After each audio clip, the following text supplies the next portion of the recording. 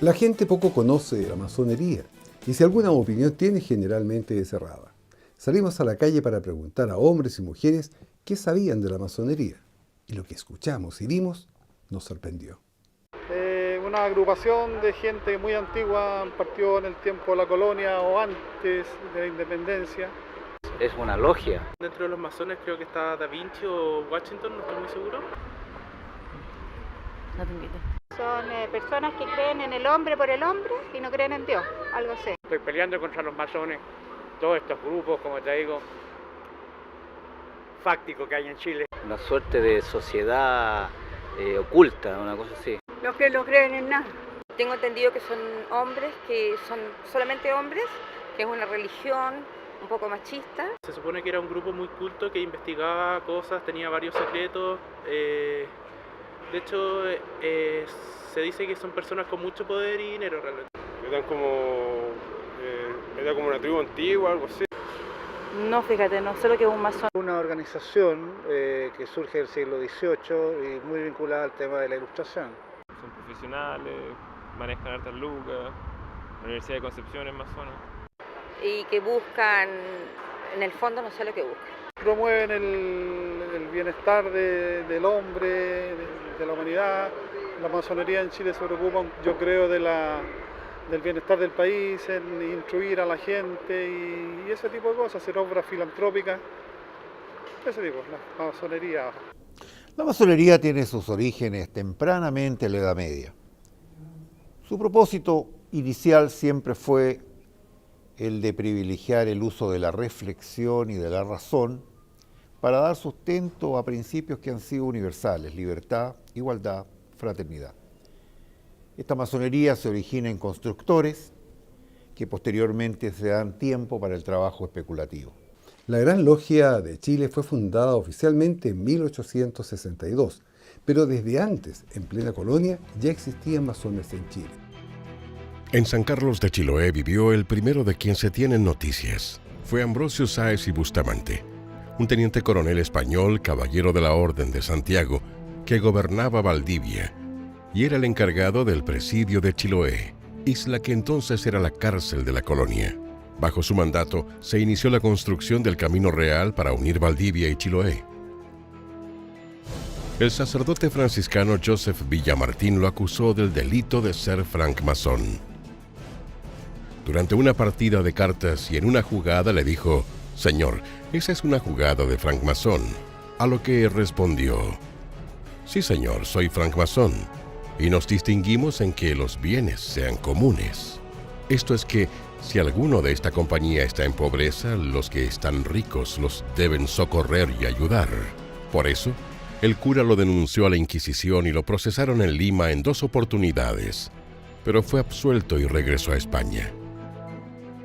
Fue el primer caso conocido de la existencia de un masón en Chile y en el continente. Antes de la independencia, se creó un club revolucionario en Concepción que no conspiraba contra el régimen, sino más bien era una tertulia de liberales. Después ayudaron en la causa de la independencia. Entre ellos participaron Manuel Bulnes, José Antonio Prieto, Bernardo O'Higgins, Luis de la Cruz y Juan Martínez de Rosas. Otros contactos con la masonería los tuvieron los criollos que viajaron a España y Europa por motivos comerciales, académicos o militares. Entre ellos estaban Bernardo O'Higgins y José Miguel Carrera, que entraron en contacto con los ideales del liberalismo europeo. Y ciertamente, es esta masonería la que da fundamento al proceso de independencia de los Estados Unidos. Es una masonería que también promueve la libertad, la igualdad y la fraternidad de la Revolución Francesa. Y poco a poco es la misma masonería que inunda al continente latinoamericano, a las viejas colonias de Hispanoamérica que también se inspiran en el deseo de una independencia basada en principios que eran ya familiares y que derivaban de estos grandes movimientos en la Europa y la América del Norte. En medio de los movimientos europeos surgidos de la Ilustración aparece la figura de Francisco de Miranda, el militar y revolucionario venezolano, a quienes algunos consideran el forjador de la masonería en América Latina. A él se debe la creación en Londres de la Sociedad de Caballeros Racionales, o Gran Reunión Americana, en que participaron Bernardo Higgins, Simón Bolívar, José de San Martín, Manuel de Salas, Carlos María Alvear, Andrés Bello y otros patriotas americanos. En Cádiz fueron ellos los que crearon la Logia Lautaro, filial de los Caballeros Racionales. La Sociedad Lautaro era una logia operativa y no simbólica. Por su condición de operativa fue creada con un fin y objetivos determinados: lograr la independencia de las naciones del continente. La Logia Lautaro, creada en Cádiz, desarrollaba sus trabajos en 5 grados.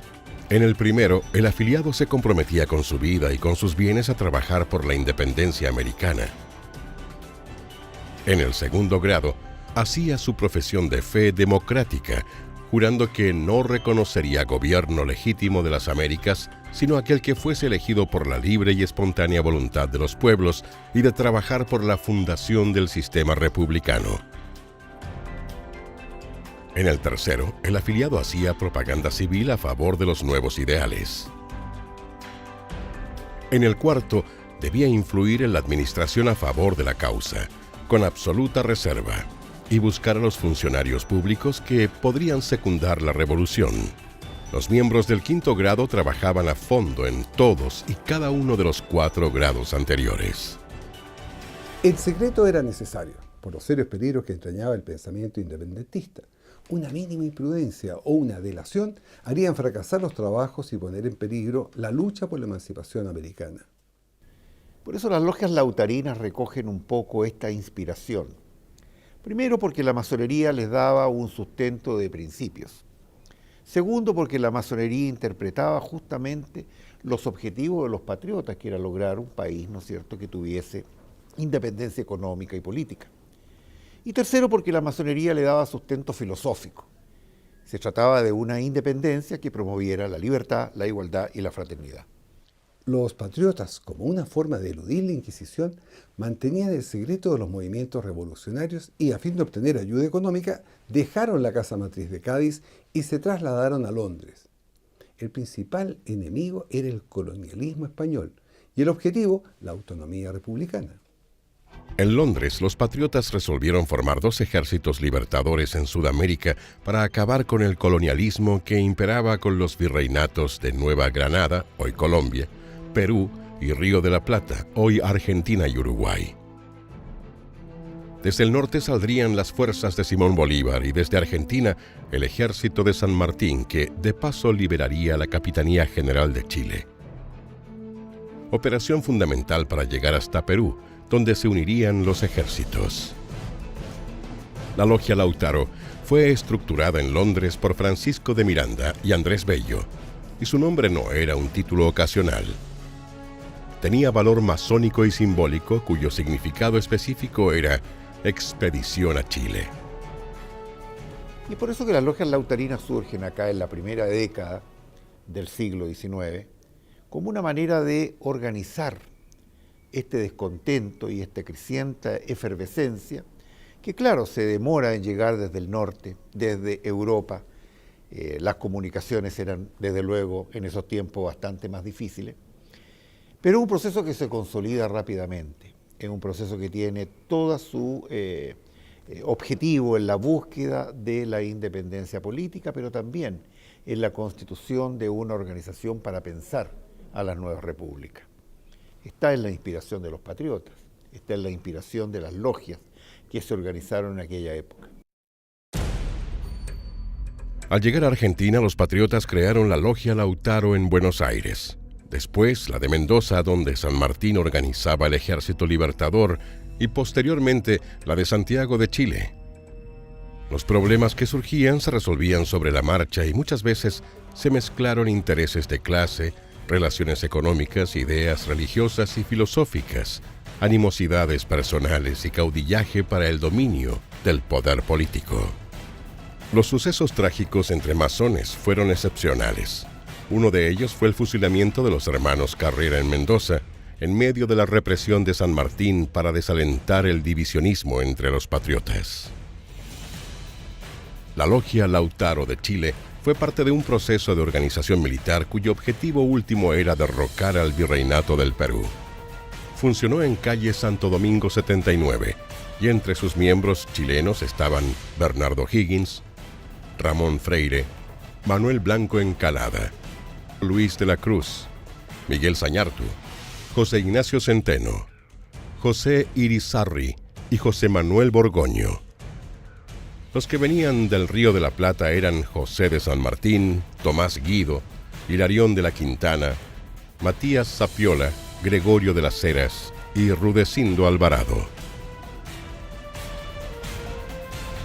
En la década de 1820, una vez ya consolidado el proceso en Chile, una vez terminada la llamada Reconquista, las logias lautarinas desaparecen, pero desaparecen como una instancia de organización político-militar. Sin embargo, continúan como una organización de trabajo filosófico, de una inspiración más constructiva entonces en relación a las repúblicas que se empezaban a construir, a edificar.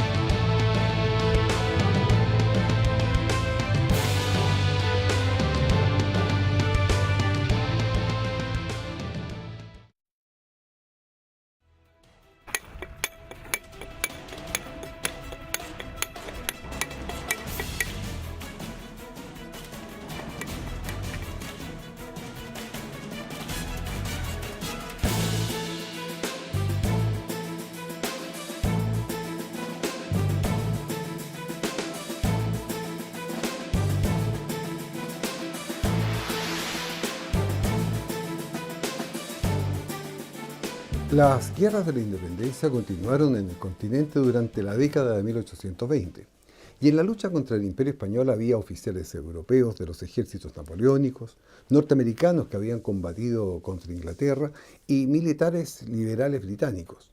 Todos lidiaban para poner fin a las monarquías absolutas. En Nueva York, a mediados de la década y a petición de masones de Venezuela, el Supremo Consejo de Grado 33 les otorgó poder para crear logias en Sudamérica. Comenzaron a proliferar grados capitulares y uno de ellos surgió en Lima, con el nombre de Regeneración. Cuando se consolida la independencia continental, estaba en Perú Manuel Blanco Encalada, quien había sido miembro de la Logia Lautaro.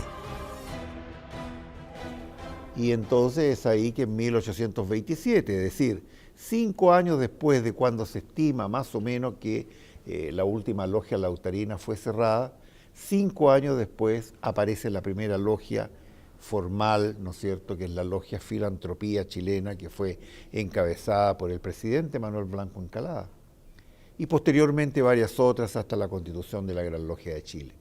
La Logia Filantropía Chilena representa una síntesis de las guerras de la independencia y nace en los momentos en que el Estado chileno se está construyendo. Levanta columnas en el periodo en que se suceden gobiernos liberales, mientras se organiza un sistema político estable bajo los mandatos de Ramón Freire y Manuel Blanco Encalada, ex integrantes de la Logia Lautaro. Además de otros miembros de la Logia Lautaro, Manuel Blanco Encalada es el primer venerable de la Logia Filantropía Chilena que también cobija a integrantes de la Sociedad de Caballeros Orientales, como Manuel José Gandarillas y veteranos de las guerras napoleónicas. Se refuerza la hipótesis de que estas guerras fueron una de las instancias de socialización más importantes de la masonería entre los ejércitos hispanoamericanos.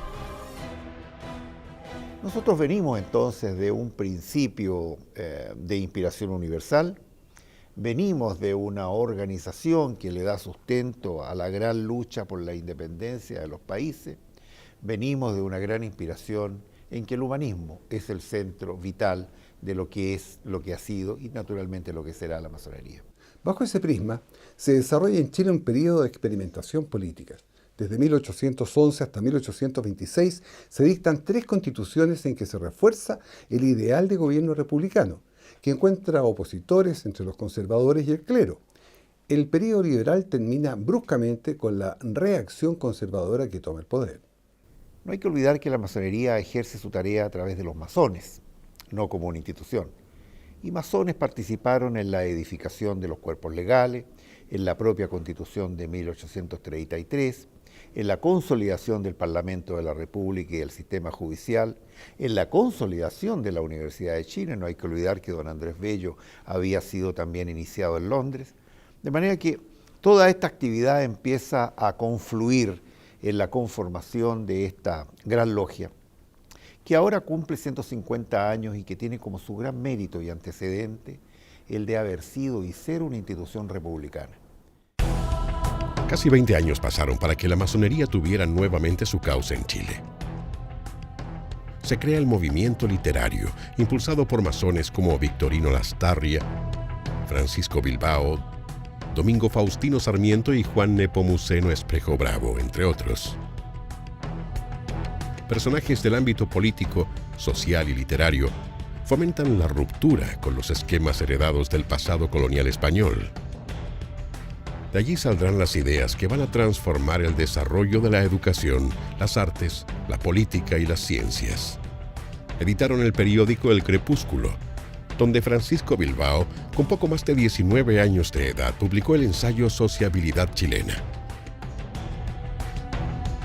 Era un descarnado retrato de la vida de entonces, planteando que la sociabilidad española del siglo XVI debe ser sustituida por la sociedad ilustrada y liberal del siglo XIX. Al mismo tiempo afirma que el clero, al ejercer un dominio absoluto sobre las familias, atrofia la sociedad, impidiendo su desarrollo y progreso. Un fiscal interino de la Corte Suprema, Máximo Mujica, acusó al joven Bilbao de blasfemo, inmoral y sedicioso. El 20 de junio de 1844, el tribunal acogió la denuncia y ordenó requisar todos los ejemplares del artículo para quemarlos por mano del verdugo. Poco después del juicio, Bilbao viaja a Europa, pues su situación en Chile se tornaba difícil. 5 años después nace el Club de la Reforma, constituido por intelectuales progresistas pipiolos que se oponían al gobierno pelucón de Manuel Bulnes. Los reformistas eran liderados por Salvador Sanfuentes y los futuros presidentes de la República, Federico Errázuriz y Domingo Santamaría. A partir de ese club nace la Sociedad de la Igualdad, que reunió a los ideólogos del liberalismo encabezados por Francisco Bilbao, ya de vuelta en el país, y Santiago Arcos. Los principios de la Sociedad de la Igualdad reflejaban las enseñanzas masónicas que Bilbao recibió en Europa, no tanto en el aspecto espiritual, sino en lo social. Proponía la creación de escuelas gratuitas, leyes electorales, socorro a los asociados, protección a las industrias nacionales y bancos de auxilio para los obreros. La mayoría de sus integrantes eran artesanos y obreros que por su trabajo tenían una cultura rudimentaria. Por eso la sociedad proponía mejorar su educación con escuelas nocturnas y gratuitas. Al mismo tiempo, exigía como primera condición para sus socios la moralidad en costumbres y vida privada, como ejemplo de rectitud y patriotismo. El juramento de admisión, redactado por Bilbao, decía: ¿reconocéis la soberanía de la razón como autoridad de autoridades? La soberanía del pueblo como base de toda política y el amor y la fraternidad como vida moral. La Sociedad de la Igualdad, germen de partido político de mediados del siglo XIX, terminó con los 3 monopolios políticos en la nación. El monopolio de las ideas, de las proposiciones y de la organización, que descansaban en el clero y en la oligarquía gobernante. Los principios de la sociedad de la igualdad prendieron entre la juventud liberal de la década, cansada del autoritarismo conservador. Reclamaban una profunda transformación social mediante la libertad, igualdad y fraternidad. Después de un intento armado de derrocar al presidente conservador Manuel Montt, la Sociedad de la Igualdad fue declarada fuera de la ley. Algunos de sus miembros apresados y confinados a la isla Juan Fernández, mientras otros tuvieron que salir al exilio. Bilbao se mantuvo clandestino escribiendo proclamas, pero después partió al Perú y luego a Francia. Fue allá durante la conferencia América, idea de Congreso Federal de Repúblicas, que por primera vez empleó el término latinoamericano, en el sentido antiimperialista, diferenciador de la América anglosajona. Precisamente en esta década, que comenzó y terminó con 2 guerras civiles, en 1851 y 1859, se inicia el ocaso conservador y comienza la fundación de logias masónicas. A comienzos de la década, fue creado en Valparaíso el Cuerpo de Bomberos, de clara inspiración masónica. Una década después, se consolidan en el país otras 2 instituciones que marcaron las nuevas formas de sociabilidad: la Gran Logia de Chile y el Partido Radical, influidas por las ideas libertarias de la Sociedad de la Igualdad. Juan de Dios Arlegui, primer gran maestro de la Gran Logia de Chile y superintendente del Cuerpo de Bomberos, fue uno de los fundadores del Partido Radical. De ahí entonces el origen de la trilogía tradicional: radical, masón y bombero.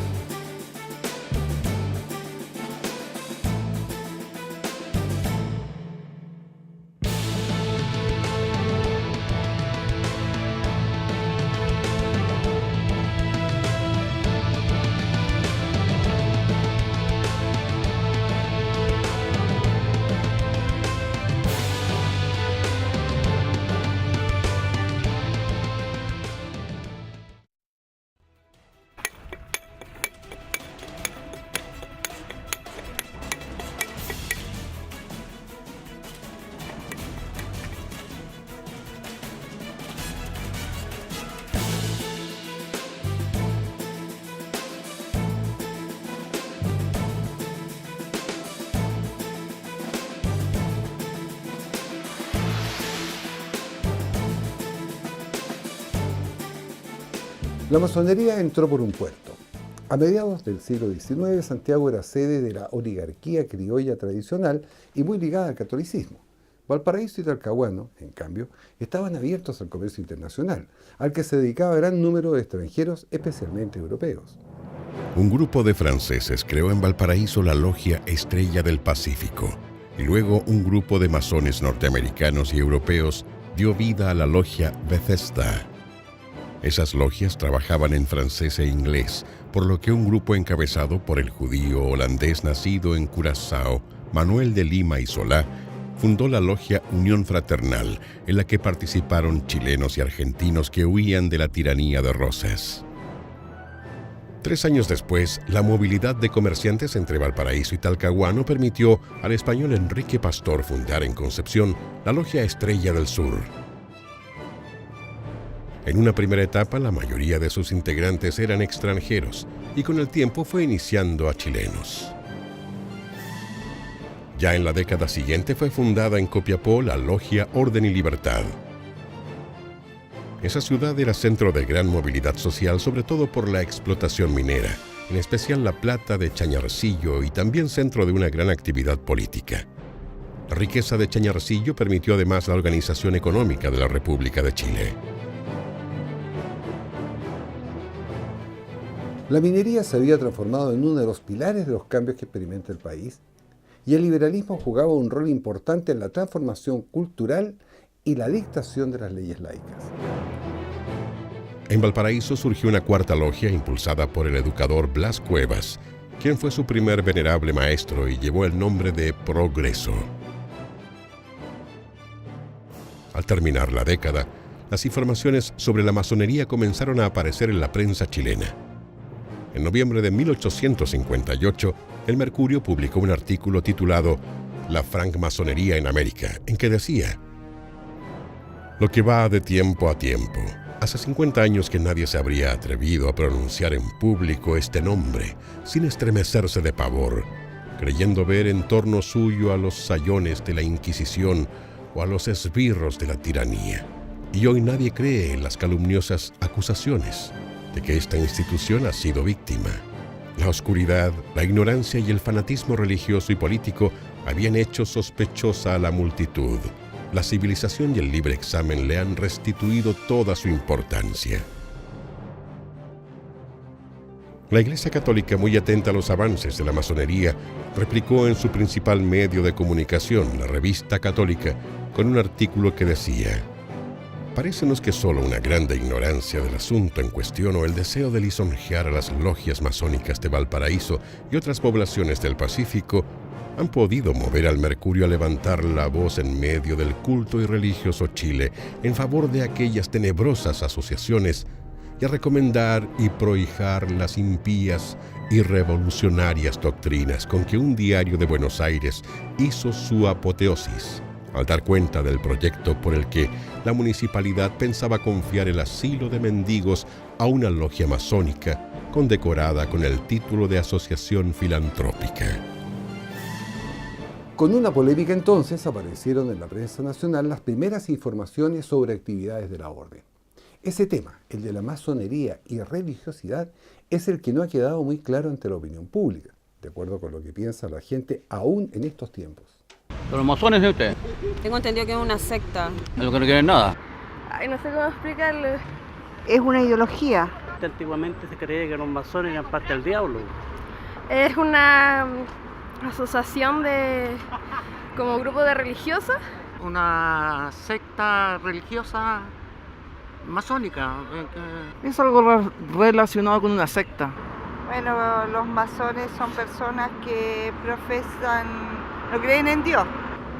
Un grupo bien selecto, bien especial. Se supone que son la secta estadounidense, que se supone que son una secta secreta creada por personalidades estadounidenses. Un grupo de religiosos de tendencia cristiana que son como los Rosacruces, la masonería, que se juntan periódicamente para compartir sus principios, sus ideales de lo que son los masones.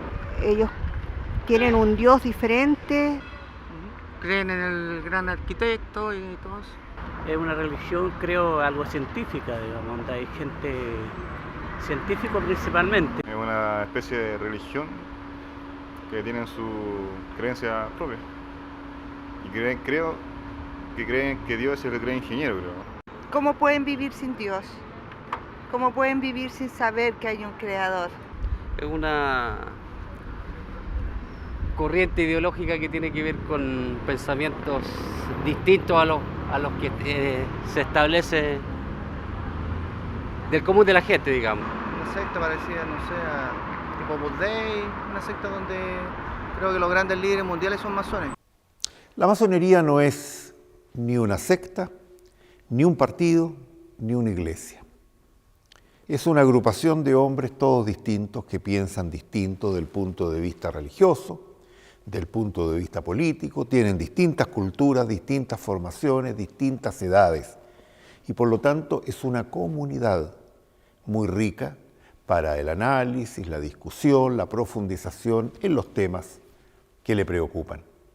Las divergencias sobre masonería y religiosidad se han mantenido en Chile, como vimos, desde 1858, cuando aparecieron las primeras informaciones sobre las actividades de las logias en Chile.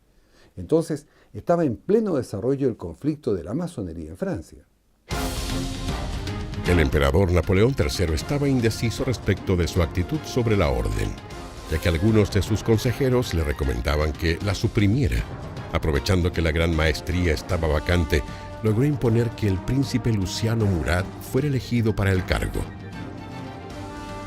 Su tarea estuvo llena de desaciertos y Napoleón III nombró por decreto como gran maestro al mariscal Mañan en enero de 1862.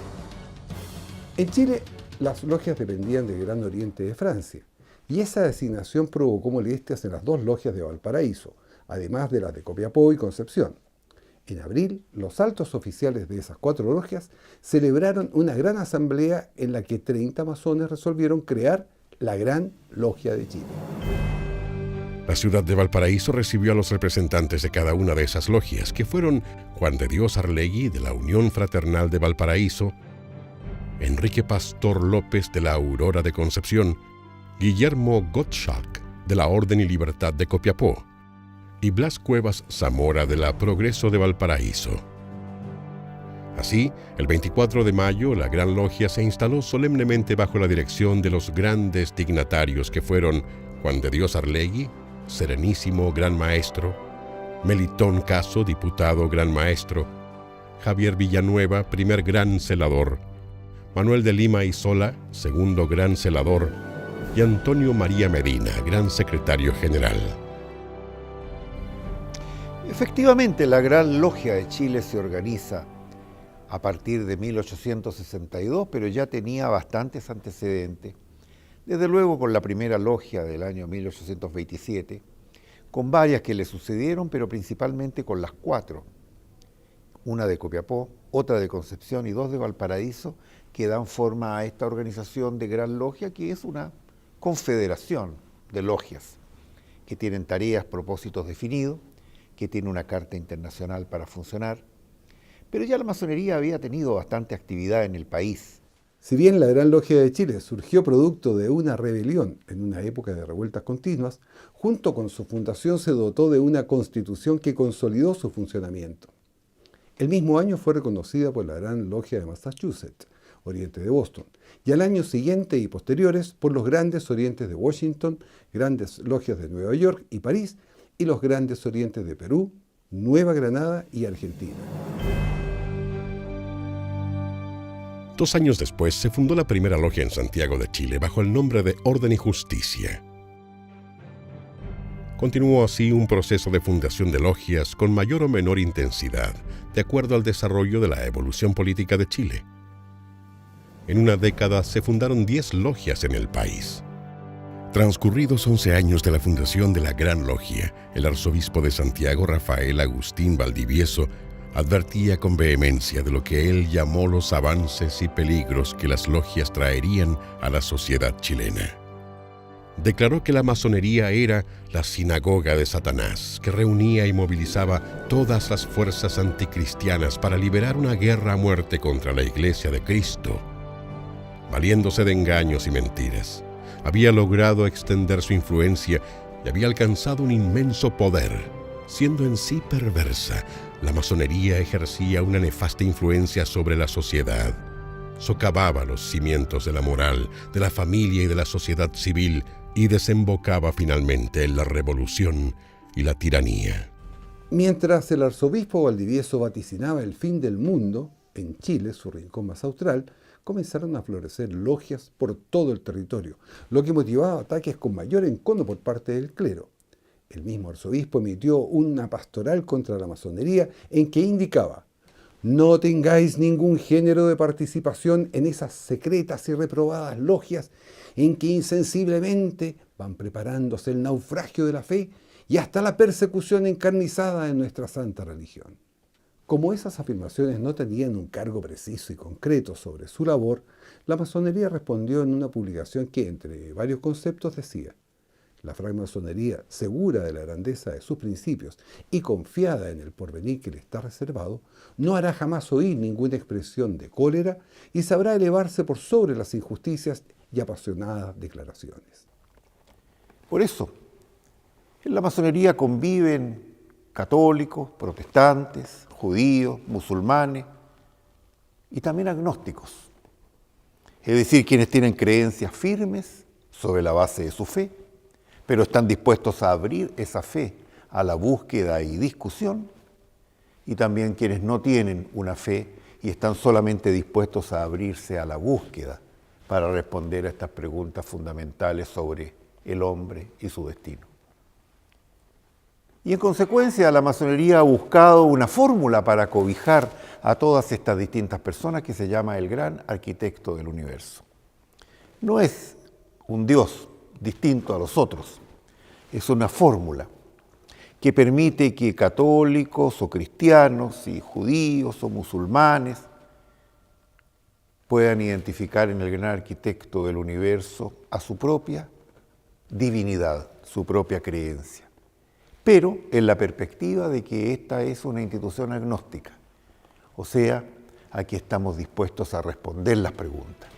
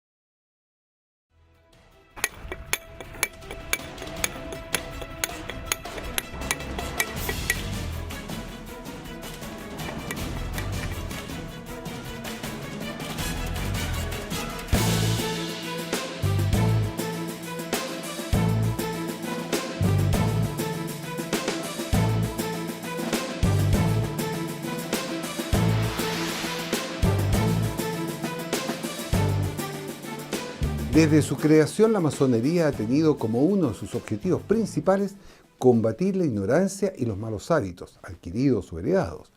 Por eso sus miembros, en especial, contribuyen a la tarea educacional de forma permanente, habiendo desarrollado una fecunda labor desde el comienzo de nuestra República. En los albores de la independencia, el director supremo José Miguel Carrera encargó a hermanos masones, entre ellos Manuel de Salas y Camilo Enríquez, la fundación del Instituto Nacional y de la Biblioteca Nacional, la creación de escuelas públicas de beneficencia y el primer periódico nacional, como una forma de mantener informados a los chilenos que dejaban de ser súbditos de una monarquía para ser ciudadanos libres de una república.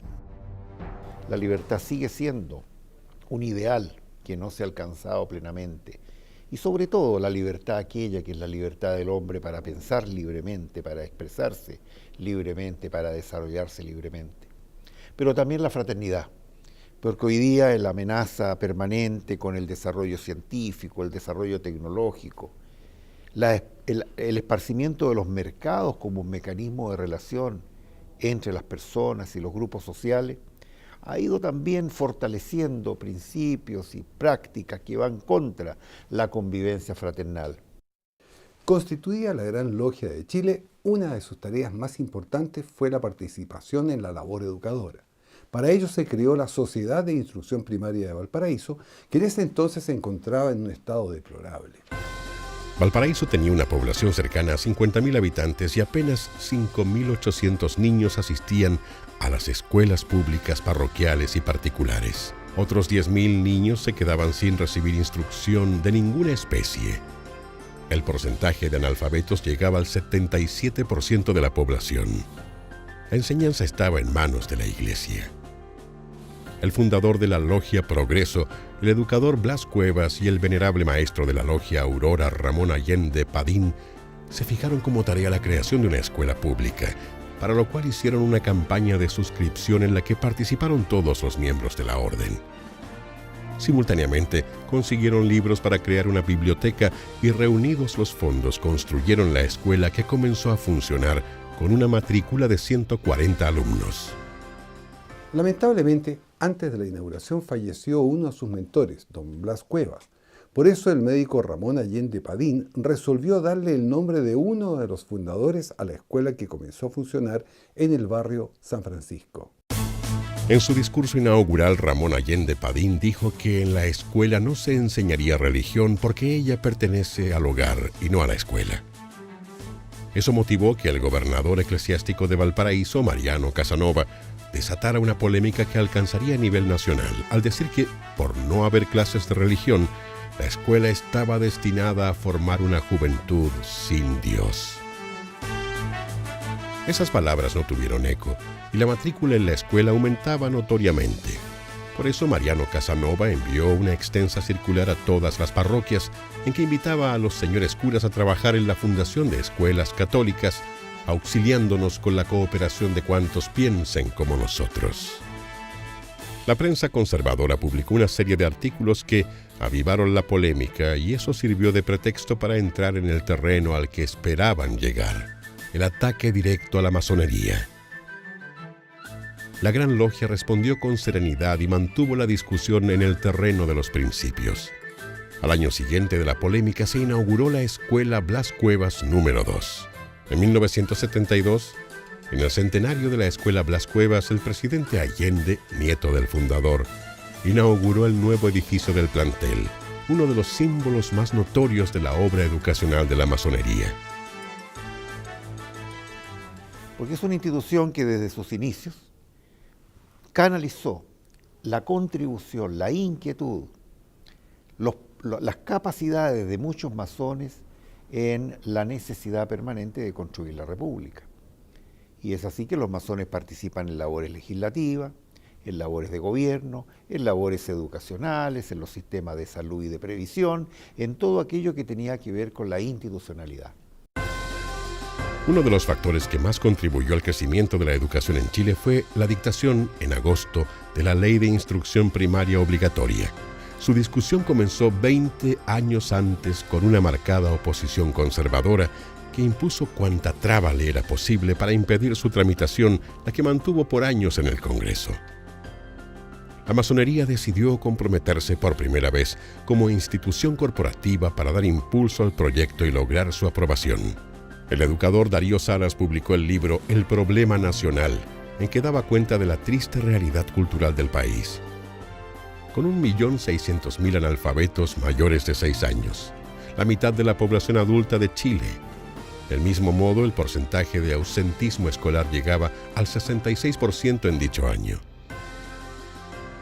Darío Salas señalaba que la mitad de nuestra población adulta carece de instrumento esencial para incorporarse a la vida cívica y del resto, un crecido número se halla incapacitado para emplearlo de forma inteligente. Y una democracia ignorante es una democracia falsificada. Logró así conmover a la opinión pública y en especial a los dirigentes del magisterio, masonería, profesores y a los partidos radical, liberal y demócrata.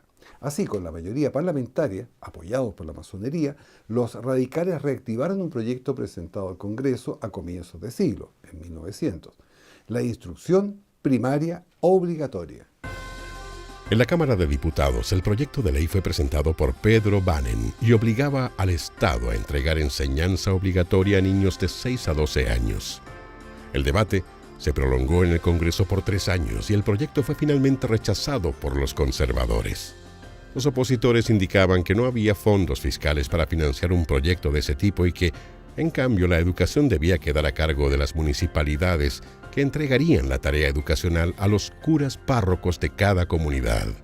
Los años siguientes se presentaron otros proyectos de ley que corrieron igual suerte hasta que, finalmente en 1917, luego de la publicación del ensayo de Darío Salas, la Cámara de Diputados inició la discusión de un nuevo proyecto de ley patrocinado por los radicales. Los conservadores presentaron otro, aprobándose uno final que resumió ambas iniciativas y pasó al Senado.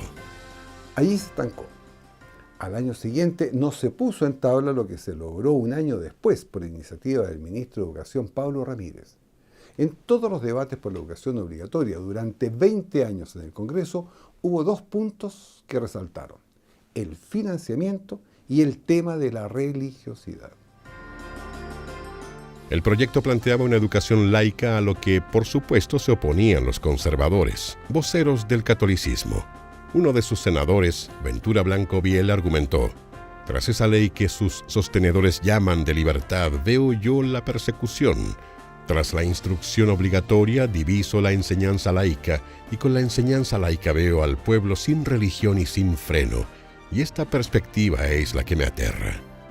Los conservadores presentaron otro proyecto en el que señalaban en lo económico los mismos argumentos que sostenían desde 1860, es decir, que el presupuesto de la nación no podía soportar esa carga y que la educación debía ser financiada por las municipalidades, con una subvención anual de 15 pesos por alumno varón y 10 por niña. La misma subvención se entregaría a las escuelas particulares que acepten los reglamentos de la Junta Escolar. Esa junta la integrarían el alcalde, el cura párroco y el mayor contribuyente de la comuna. La Federación de Profesores y la Masonería promovieron reuniones amplias en que participaron parlamentarios, profesores, estudiantes y obreros. La más importante se realizó en el Teatro Municipal. Allí el senador Armando Quesada Charán planteó que el financiamiento y gratuidad de la educación primaria obligatoria debía corresponder al Estado, porque cuando se trata de organizar la educación nacional, base de la vida republicana y condición del bienestar social y económico, no es necesaria la previa provisión de fondos. Un país que declara que no puede educar a sus habitantes porque, por la anterior distribución de sus recursos presupuestarios, no tiene en la mano los millones necesarios, quedaría fuera de la civilización moderna, declarará su propia bancarrota moral. En el Senado, en los tantos debates sobre la instrucción primaria obligatoria, participó Arturo Alessandri, aún senador. En torno al tema de la religión y educación dijo: el Estado no tiene por qué enseñar una religión determinada, como no tiene tampoco por qué combatir a ninguna religión. Yo soy profundamente respetuoso de la conciencia ajena. Creo que ella es un tabernáculo sagrado al cual debo aproximarme con el mayor respeto. Pero así como respeto la conciencia ajena, exijo que se respete la mía. Finalmente el proyecto se transformó en ley, que promulgó Juan Luis Sanfuentes, el último presidente de la oligarquía tradicional. Se cumplía la vieja aspiración de la masonería que desde 1863 luchaba por una educación primaria, obligatoria y gratuita, base para formar a un hombre libre de sus actuaciones y modo de pensar, tolerante, sin dogmas y fraternal. Fue promulgada 2 meses después de la elección presidencial en que triunfó Arturo Alessandri Palma. La ley no habría sido posible sin la presión de políticos e intelectuales masones como Valentín Letelier, autor de la frase «Gobernar es educar», que hizo suya como lema de su mandato el presidente Pedro Aguirre Cerda, entonces senador, y uno de los congresistas que más lucharon por esa ley. Otro de los congresistas masones de activa participación fueron Armando Quesada Charán y Héctor Arancibia Lazo. Durante el periodo de los gobiernos radicales de los presidentes Aguirre Cerda, Juan Antonio Ríos y Gabriel González Videla, los 3 masones, se perfeccionaron los programas de enseñanza. Se crearon nuevos liceos con énfasis en los experimentales. Se dio un fuerte apoyo a las escuelas normales, cuna de grandes maestros, y se desarrolló la enseñanza coeducacional y las ciencias. Y eso es lo que ha venido haciendo la masonería a lo largo del tiempo. No solo en los tiempos en que destacados masones han sido presidentes de la República, sino también en todos los tiempos en que han ocupado ministerios y posiciones importantes, ¿no es cierto?, en todo el aparato político, en todo el aparato administrativo, el aparato educacional, el aparato social del país. Y por lo tanto, la masonería es una institución cuyo propósito esencial es contribuir al hombre, es contribuir al mejoramiento de la sociedad. La Ley de Instrucción Primaria Obligatoria aprobada en 1920 manifestaba claramente la existencia de un Estado docente y benefactor, que no abandona su obligación de enseñar y buscar la felicidad de sus representados. Los conservadores mantuvieron sus argumentos sobre financiamiento de la educación por más de un siglo y lo consiguieron durante el régimen militar en 1986 con la enseñanza municipalizada y los resultados conocidos. Desapareció el Estado docente y surgió una educación como bien de consumo.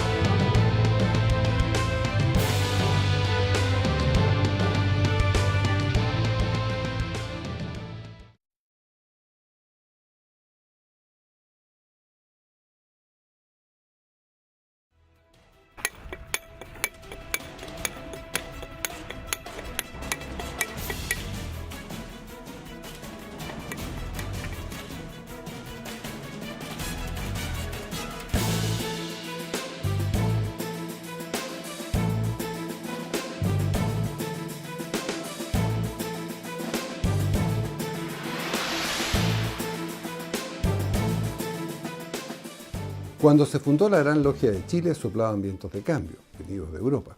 Y lo más importante desde el punto de vista cultural era el debate entre la ciencia y la religión. En el país había terminado el predominio de los conservadores, que se habían dividido, y comenzaba la era de la República Liberal. El positivismo basado en los ideales de la Revolución Francesa fue recogido por los liberales que, inspirados por Auguste Comte, irrumpieron contra la dominación religiosa de las conciencias. Las ideas de John Stuart Mill, originadas en la experiencia y el conocimiento científico de los fenómenos naturales, significaron un profundo cuestionamiento de los fundamentos religiosos y el nacimiento de las ideas socialistas. El liberalismo se expresó de manera radical y no solo era una propuesta política, sino que irrumpió con actitudes éticas contra la dominación religiosa de las conciencias. Los grandes debates señalarían que los masones se vinculan a las ideas de emancipación espiritual y política, apareciendo un nuevo concepto de la sociedad civil en Chile, en América y en Europa. Es por eso que el trabajo interior de los masones es esencialmente mejorar ellos mismos, para poder mejorar su contribución a una sociedad que permanentemente necesita remozarse y proyectarse. Son los masones personas entregadas a la vida social, a la república, aportando cada uno en el marco de sus propios valores y principios a aquello que queremos, que es que el hombre sea efectivamente el fin de las cosas, sino un medio para lograrlas. El liberalismo no era solo una propuesta política, sino una fuerza ética que irrumpe contra la dominación religiosa de las conciencias. Los liberales llegaron al gobierno de Manuel Montt debido a la división de los conservadores, muchos de los cuales se habían distanciado del mandatario por el caso del sacristán. Ese hecho comenzó cuando el sacristán Pedro Santelices rompió a pedradas el vidrio de una claraboya y junto a sus amigos se tomaron el vino consagrado. El deán de la Catedral de Santiago, presbítero Francisco Martínez, expulsó al culpable. El sacristán apeló a un tribunal eclesiástico que lo repuso en sus tareas, y el caso, intrascendente y doméstico, llegó a dividir al clero, a las autoridades judiciales y al gobierno. El deán recurrió a un tribunal superior y volvió a expulsar al sacristán. Los clérigos que lo apoyaban recurrieron a los tribunales civiles, porque entonces no había separación entre la Iglesia y el Estado. La Corte Suprema falló en favor del sacristán, sentencia que no aceptó el arzobispo de Santiago, Rafael Agustín Valdivieso, porque eso significaba aceptar la competencia civil en asuntos del Estado. Acudió entonces al presidente de la República, Manuel Montt, en su calidad de protector de la Iglesia, como se llamaba entonces al jefe de Estado. Curiosa la anécdota. Lo cierto es que en la disyuntiva el presidente Montt pidió a las partes que retiraran sus querellas, volviendo al sacristán a su puesto. Todo terminó ahí, pero el asunto, casi cómico, trajo consecuencias serias. A raíz de los hechos derivados del caso del sacristán, muchos conservadores se distanciaron de Montt, por lo que el presidente llamó a los liberales a ser parte de su gobierno de los pelucones, fusión que levantó la candidatura de José Joaquín Pérez, finalmente elegido nuevo presidente de la República. Siendo parte del gobierno, las ideas de los liberales chocaban con los planteamientos del Partido Conservador, especialmente la influencia del clero en los asuntos del Estado. Manuel Antonio Matta, uno de sus líderes, planteó derechamente la separación de la Iglesia y el Estado. Otros de los postulados de los liberales eran la enseñanza laica, la disminución del poder presidencial, la descentralización administrativa, libertad electoral y sobre todo reformas de la Constitución de 1833 que difundían en el periódico La Voz de Chile, fundado con el propósito de divulgar esas ideas radicales. Además de Manuel Antonio Matta, en este ideario participaba Pedro León Gallo, que en esa época regresaba al país tras 4 años de exilio y se radicó en Copiapó, pues su familia tenía importantes propiedades mineras. En esa región tenían gran influencia empresarios mineros y comerciales que distaban en sus postulados de la oligarquía conservadora de Santiago. Uniéndose a Manuel Antonio Matta, otros liberales como su hermano Guillermo, Juan Arteaga Alemparte, Francisco Marín y Ángel Custodio Gallo fundaron en Copiapó el Partido Radical, que se transformó en la tercera fuerza política del país. En la República Liberal, dentro de una concepción ciudadana más integral, nace la idea del servicio público, acción que se desarrolla con un marcado acento voluntario y filantrópico en la emergente sociedad civil. A raíz del incendio de la iglesia de la Compañía en la esquina de Bandera y Compañía, surgió la idea de la fundación de un cuerpo de bomberos, similar al creado en Valparaíso, tarea en la que se destacó la acción de los masones. Ángel Custodio Gallo fue su primer comandante y Manuel Antonio Matta, director de la Compañía de Guardia de la Propiedad. Además del cuerpo de bomberos, la acción de la masonería dio origen también a otras instituciones de servicio público, como el mutualismo y la Cruz Roja, desligadas del paternalismo religioso. ¿Qué es la masonería? Es una entidad, una organización de personas que buscan y se perfeccionan. Buscan sobre preguntas fundamentales. ¿Por qué estamos aquí? ¿De dónde venimos? ¿Cuál es nuestro futuro? ¿Qué pasa después de la muerte? Y para un masón esas preguntas no están respondidas solo sobre la base de la fe, sino también sobre la base del conocimiento. Y por lo tanto, esta mezcla de conocimiento y fe es un proceso de búsqueda, en la cual participan quienes creen en un Dios, pero también participan quienes todavía no creen en un Dios y tienen, por lo tanto, abierto su formulario de preguntas respecto a estas cuestiones fundamentales.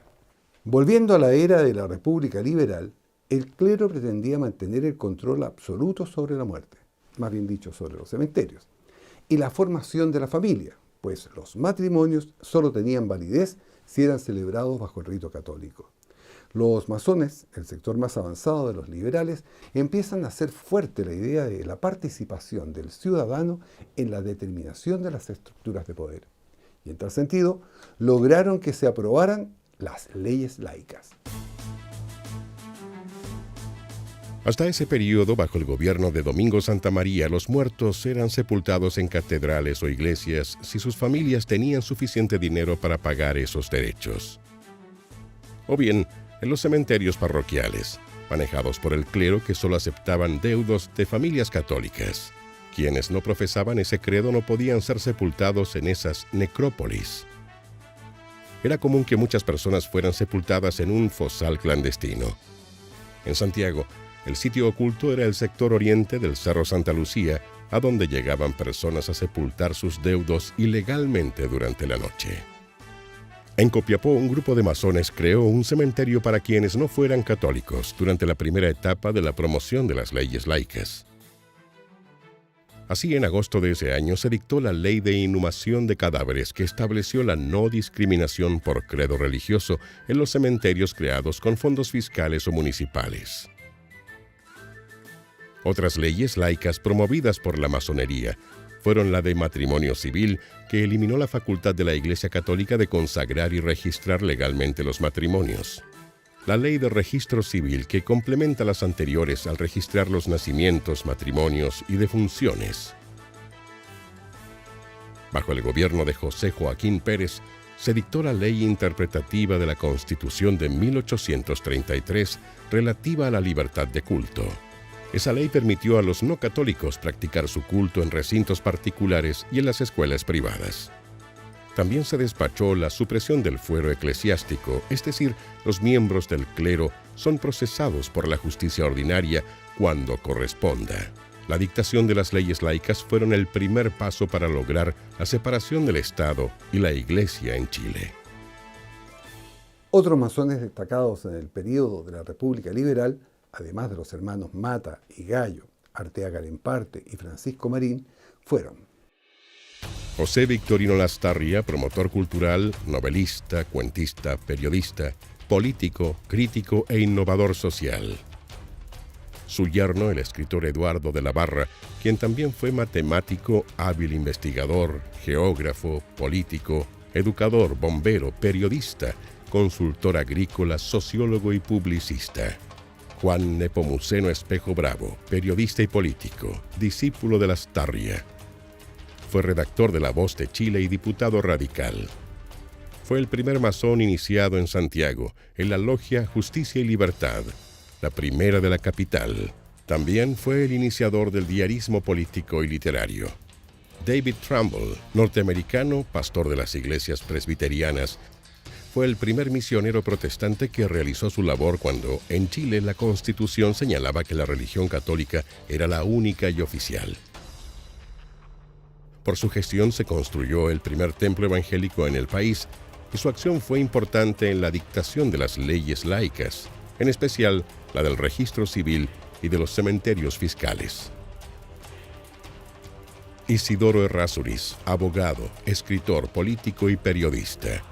Fundó el diario La Voz de Chile, que divulgó las ideas liberales que después darían origen al Partido Radical. También fue diputado y ministro de Justicia y de Relaciones Exteriores. En este cargo asistió como representante del gobierno a las batallas de Chorrillos y Miraflores durante la Guerra del Pacífico. Ese conflicto, que será tema de nuestro próximo capítulo, ocupó casi 5 de los 32 años que duró la República Liberal, que comenzó y terminó con guerras civiles. La Revolución de 1859 de liberales y radicales contra el presidente Montt y la Guerra Civil de 1891 que terminó con el gobierno de José Manuel Balmaceda. Temas que también analizaremos más tarde.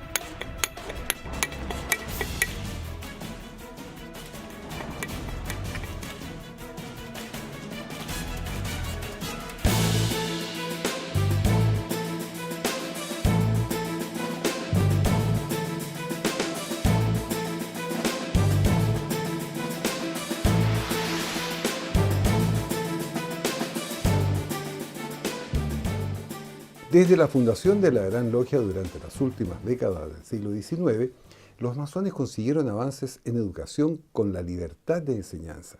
los cementerios laicos y leyes que permitieron la creación del registro civil y el matrimonio civil. Además, la promulgación del Código Penal había suprimido el fuero eclesiástico, por lo que la Iglesia Católica excomulgó a los parlamentarios que lo aprobaron y a los periodistas que apoyaron la iniciativa. La supresión del fuero eclesiástico era un avance hacia la separación de la Iglesia y el Estado. En el campo educacional, los masones crearon escuelas nocturnas para obreros, una de las formas de mejorar su condición social. De allí se amplió a la creación de mutuales y sociedades de artesanos con miras a elevar el nivel de vida de los sectores populares. Estos hechos motivaron la respuesta católica conservadora, que veían cómo los masones invadían lo que ellos consideraban sus parcelas de influencia. En una ciudad que recién comenzaba a urbanizarse, nacieron asociaciones católicas de obreros y artesanos que no tuvieron un origen espontáneo, sino dirigidas por el clero y la élite conservadora, diseñando una nueva política respecto de los pobres. También aumentaron sus tareas las sociedades de señoras católicas para cuidar la moral de la familia. Ante la triste situación de los trabajadores, la Iglesia Católica mantenía la acción tradicional de beneficencia y consideraban a la pobreza como una ley de la humanidad. Aseguraban que la condición de pobre era el resultado de la afición del obrero por las tabernas y demás lugares de perdición, donde malgasta su salario, menoscaba su salud y hace la desgracia de la familia. En cada parroquia de Santiago se creó una acción católica obrera. La primera en Santa Ana, para salvarlos a ellos y su familia del contagio del protestantismo. Prohibía a los varones ir a salones de billar, para moralizar las costumbres, y sobre todo prohibía leer cualquier periódico si no eran los aceptados por el párroco.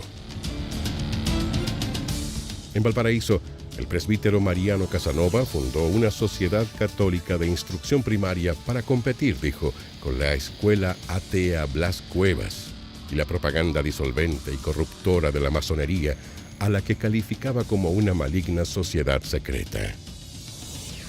¿Y es una sociedad secreta? Yo creo que fue secreta en su pasado, porque habían luchas contra las iglesias. La masonería fue perseguida durante mucho tiempo en la Europa medieval. La masonería fue también perseguida durante la Alemania nazi. También fue perseguida en la España de Franco.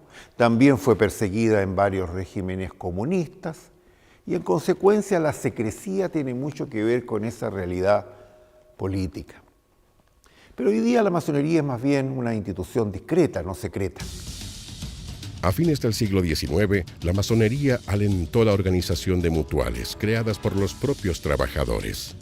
Sus intelectuales formaron a los profesores de las escuelas nocturnas, dictaron conferencias populares sobre temas de interés para las familias de los obreros, alentaron la creación de sociedades de socorros mutuos y organizaron a los trabajadores en un movimiento popular de tendencia laica, liberal y democrática.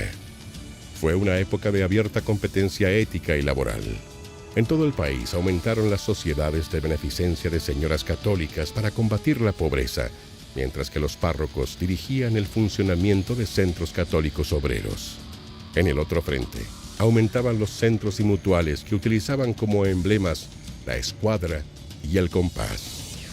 Sobre este tema, la acción social de la masonería, volveremos más adelante en esta serie, porque el gran movimiento de los trabajadores terminó bruscamente con el estallido de la Guerra del Pacífico, tema que nos ocupará ahora.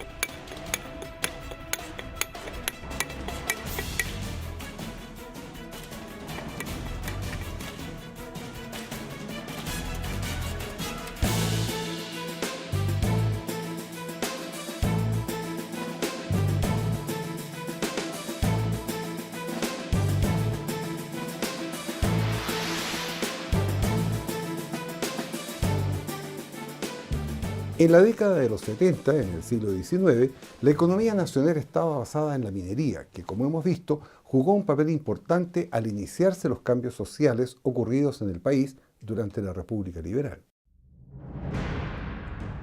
Chile vivía mirando a Europa, donde se desarrollaba con fuerza el concepto de soberanía territorial, mientras la industrialización impulsaba el colonialismo e imperialismo que se extendía a Asia, África y América. Acá emergía el capitalismo de la burguesía financiera y minera, apoyada por el Estado, que facilitaba las operaciones civiles y militares. Por eso, el Estado también toma el control territorial, tanto en lo civil como en lo militar. El desarrollo económico traería como consecuencia la modernización del país, lo que obligaba a tener un ejército y una marina que aseguraran la soberanía. Eso en prevención de los riesgos de expansión de las grandes potencias que buscaban consolidar mercados y fuentes de materias primas. El desarrollo territorial llevó a la colonización de la Araucanía, al control de la Patagonia y la expansión a territorios bolivianos. Allá, empresarios y trabajadores chilenos explotaban el salitre, que se transformó en el principal rubro productivo. Habían caído los mercados californianos del trigo, desaparecía la euforia de la plata y se deprimían las exportaciones de cobre. Entonces el desarrollo de la producción del salitre fue la lógica de la época. Los tratados y los acuerdos comerciales terminaron en letra muerta y se desencadenó la guerra cuando el ejército chileno ocupó Antofagasta. Dos masones, uno militar y otro marino, jugaron un importante papel previo al conflicto, ya que su trabajo fue elemento primordial para que las fuerzas chilenas pudieran enfrentar la Guerra del Pacífico.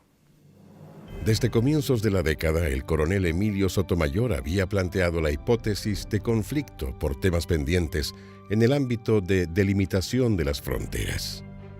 Lo mismo planteaba el marino Luis Lynch, y junto con Sotomayor se relacionaron con la industria militar europea. Ambos consiguieron modernizar el armamento de sus respectivas ramas, lo que permitió tener la capacidad de enfrentar el conflicto con éxito y obtener la victoria por mar y tierra. ¿Qué rol tuvo la masonería? Veamos. El gran maestro Evaristo Sublet, investido pocos meses antes del conflicto, era originario de Venezuela, sobrino del libertador Simón Bolívar, y en Valparaíso ocupaba la gerencia de la Compañía de Salitre y Ferrocarril de Antofagasta. Debió viajar a ese puerto porque el presidente boliviano, Hilarión Daza, había ordenado la detención del gerente de la empresa en Antofagasta, Jorge Hisks, por su presunta deuda de impuestos. El acusado buscó asilo en el blindado Blanco Encalada, en el que habían llegado las tropas que ocuparon Antofagasta para auxiliar a empresarios y trabajadores chilenos. Después del desembarco de las fuerzas chilenas, el grupo de compatriotas se concentró en el centro de la ciudad, entusiasmados por el acontecimiento, y ante ellos, el gran maestro recomendó que el día no fuera manchado por actos de violencia, agregando: «Sed generosos, hermanos y compatriotas, ahora que estáis en vuestra patria, en esta sagrada tierra chilena». De regreso en Santiago, el gran maestro envió una circular a todas las logias pidiendo que se socorriera a los caídos en la lucha sin distinción de nacionalidad, ayudar a los huérfanos de guerra sin distinción de raza y ayudar a las familias sin distinción de origen. En noviembre, la orden recibió una nota en que el Supremo Consejo y Gran Oriente de la República Oriental del Uruguay mostraba su preocupación por el triste espectáculo de tres pueblos hermanos en lucha fratricida.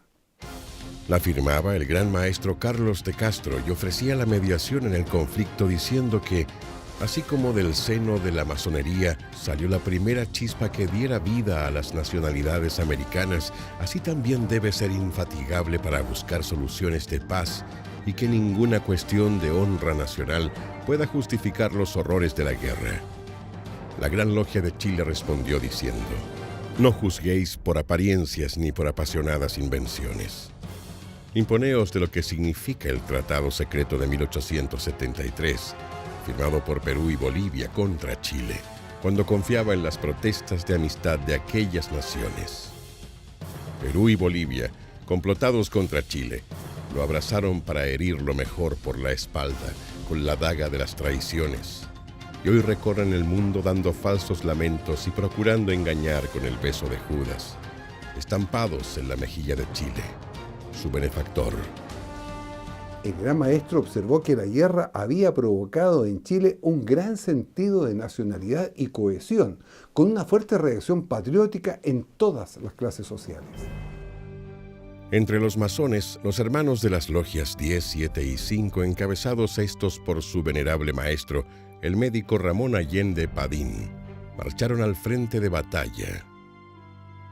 Aquellos que por edad no fueron al frente se dedicaron al cuidado de los heridos. Allende Padín era diputado por Valparaíso y dejó su investidura parlamentaria para asumir la superintendencia del Servicio Sanitario del Ejército en campaña, partiendo a los frentes de combate. A un año de la guerra, una logia alemana que funcionaba en Lima hizo llegar a la Gran Logia de Chile una nota para que interpusiera sus buenos oficios entre los masones del ejército chileno en campaña para evitar las crueldades de la guerra. La respuesta no se hizo esperar y decía en parte: los hermanos que forman parte del ejército chileno son tan buenos masones como buenos soldados. Y, así como saben vencer en el campo de batalla, saben también ser generosos con los vencidos.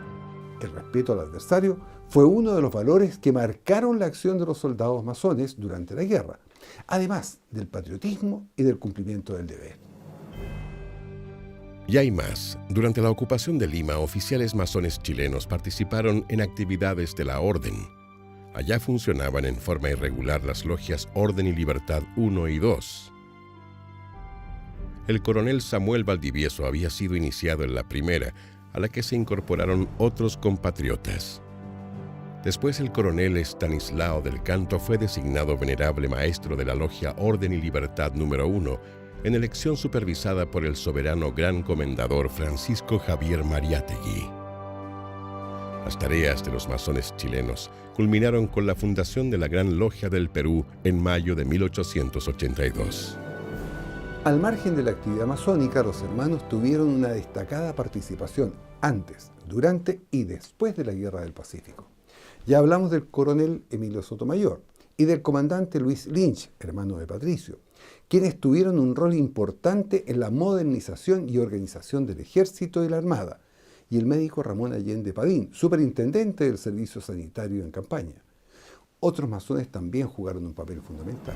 José Francisco Vergara fue ministro de Guerra en campaña y por su labor se resolvieron los enormes problemas logísticos que significaba el desplazamiento de un ejército y una marina desde la zona central del territorio chileno hasta llegar a Lima, norte y sierras del Perú. Juan José Latorre, marino que comandó la captura del Huáscar en la punta de Angamos, lo que permitió a Chile tomar el control de las operaciones por mar y transporte de tropas. El buque fue fondeado en Valparaíso y pasó a ser parte de la flota chilena. Rafael Sotomayor, también ministro de Guerra en campaña, además de ministro de Marina. Isidoro Errázuriz, secretario del ministro de Guerra en campaña. Los militares de carrera Pedro Lagos, quien participó en acciones en Antofagasta y exploraciones en Arica como jefe de Estado Mayor del Ejército. Tuvo dificultades con el general Erasmo Escala, católico intolerante que lo postergó. Cuando renunció a Escala, un fanático religioso, Pedro Lagos asumió como ayudante de campo del general Baquedano. Comandó el asalto y toma del Morro de Arica. Luchó en Chorrillos y Miraflores y con sus tropas triunfantes entró a Lima. General Estanislao del Canto. Luchó valerosamente en Chorrillos y la ocupación de Lima, y luego encabezó la campaña contra las guerrillas de Avelino Cáceres. Después fue pilar en la reorganización masónica en Perú. Los hermanos Diego y Baldomero Dublé Almeida. El primero comandó el heroico regimiento Atacama, formado por los mineros copiapinos que lucharon en la batalla de Dolores, en Chorrillos y Miraflores. Baldomero determinó la victoria en la alianza con la ocupación de Tacna, pero murió víctima de una bala loca en una reyerta de soldados después de la toma de Arica. José Velázquez Borges, organizador de la artillería, participó en la acción que culminó con la rendición de Arequipa. Antonio González Quesada, Arístides Martínez Cuadros, ingeniero militar que llegó a general, luchó en la toma de Calama, en el desembarco de Junín y acciones en Aguasanta y Dolores. Adolfo Silva Vergara y Carlos Wood Arellano. Otros masones destacados fueron José Alfonso Cavada, colaborador de los ministros de guerra en campaña; Juan de Dios Merino Benavente, superintendente general del Ejército y la Armada; Francisco Puelma Tupper, jefe de servicios sanitarios del Ejército y la Armada; Francisco Javier Villanueva, cirujano mayor de la Armada; Guillermo Blest Gana, Nicanor Rojas, Demófilo Fuensalida, Francisco Vidal Gormaz y muchos más que sirvieron a la patria en el duro y victorioso transebélico.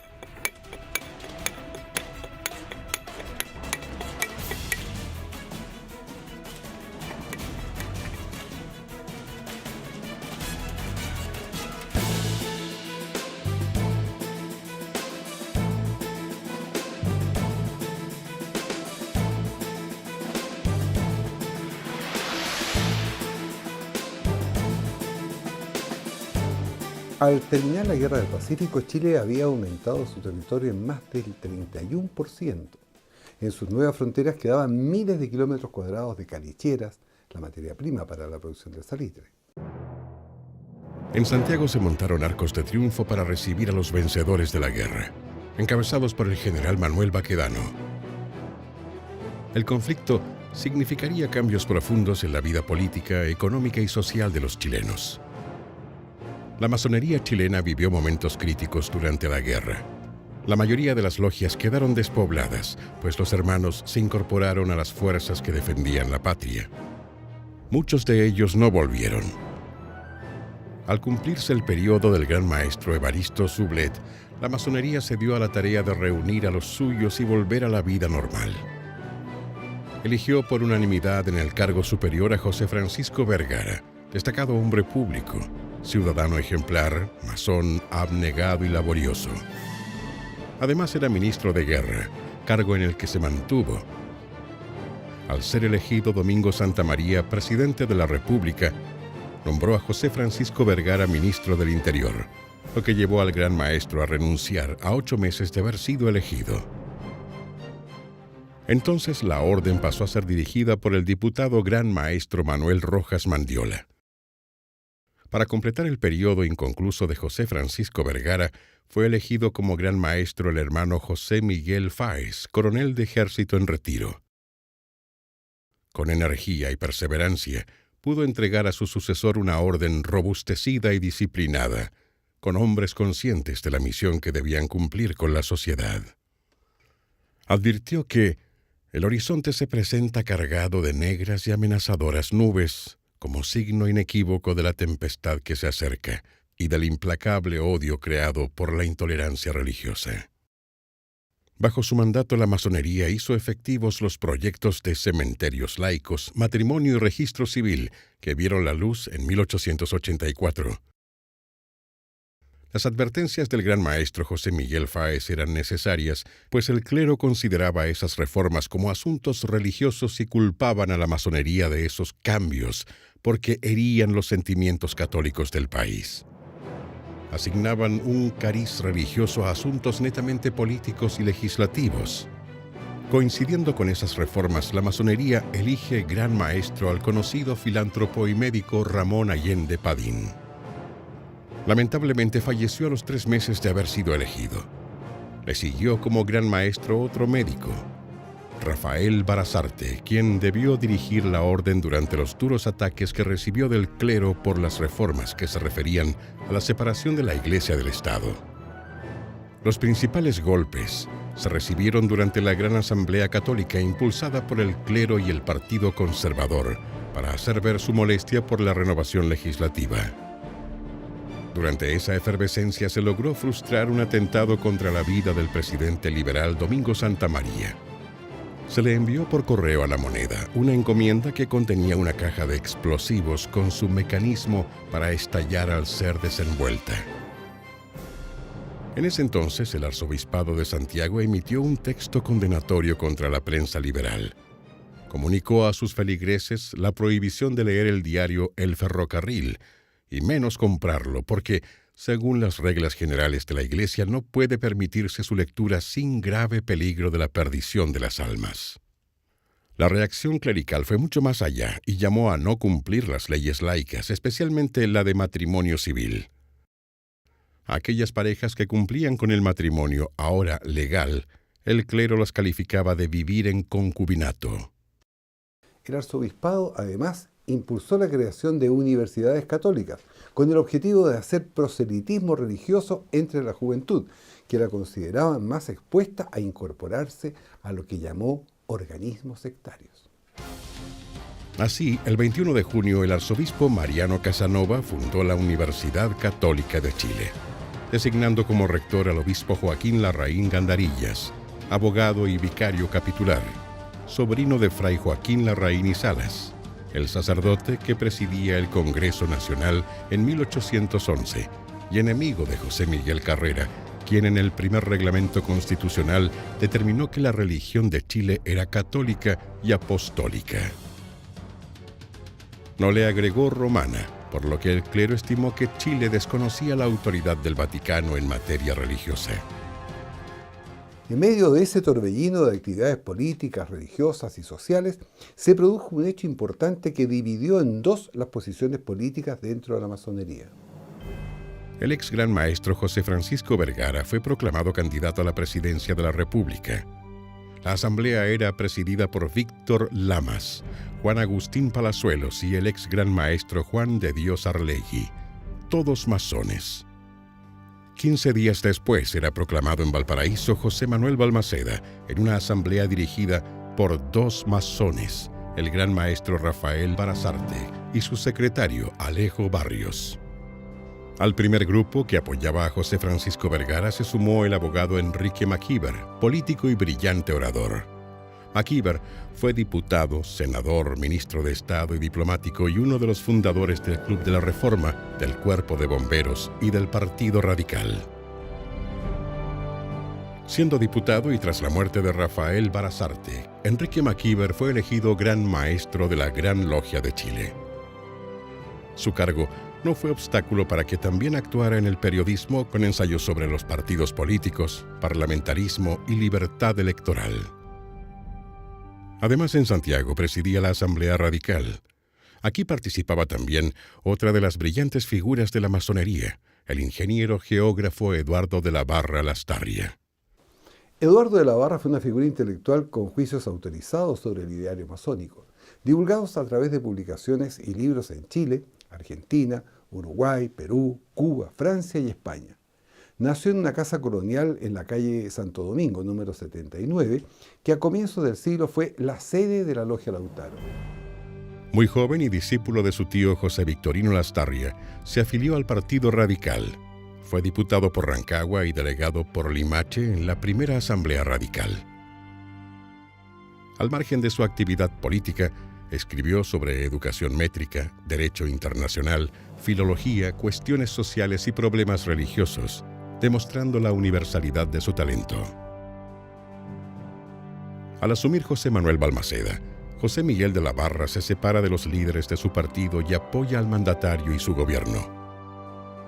En el otro frente, el gran maestro Enrique Maquíver es un fuerte opositor y redactor del voto de censura al gabinete ministerial que aprobó el Congreso y que en parte, refiriéndose a Balmaceda, decía: contra el presidente electo, contra el presidente acaparador de la actividad social, contra el presidente jefe de círculos, se sublevan las convicciones, el honor, el decoro y hasta el orgullo nacional.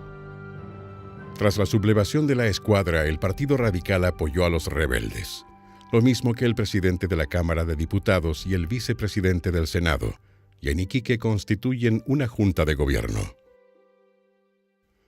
Al bando de los congresistas y de los salitreros también se sumó el clero, encabezado por el vicario capitular Joaquín Larraín Gandarillas, quien no le perdonaba al presidente Balmaceda el hecho de que, como ministro del Interior del presidente Santamaría, hubiera sido el promotor y defensor de las leyes laicas cuando se discutían en el Congreso.